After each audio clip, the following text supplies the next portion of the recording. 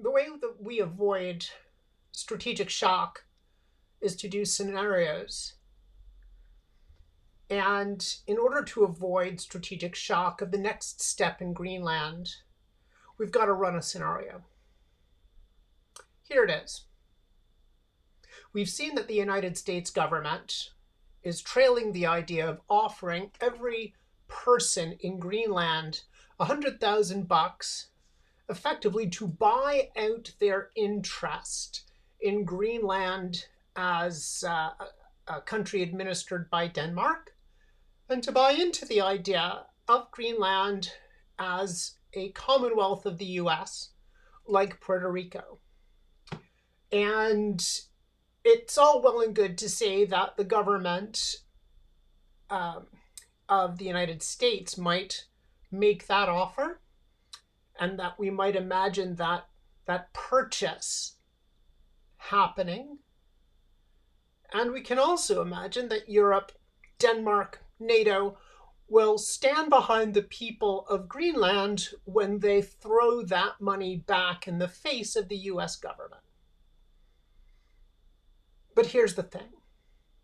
When the US government sits down with Denmark and they write a very large dollar amount on a piece of paper and slide it across the table to the Danish government, and when the Danish government looks at the size of that number and imagines a Danish sovereign wealth fund as big as Norway's sovereign wealth fund, and when the government balances the value of Greenland to the Danish people against the value of a serious number, of a serious buyout of Greenland to the Danish people, there's going to be tremendous difficulty in throwing that back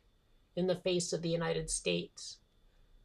It may be hard to trust the United States.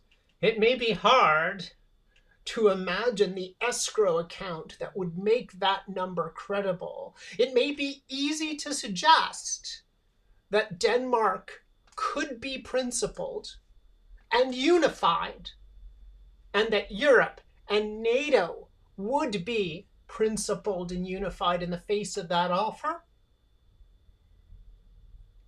We've got to think about what that scenario means to everyone. To the Danes, to the British, to the Canadians, and to the United States.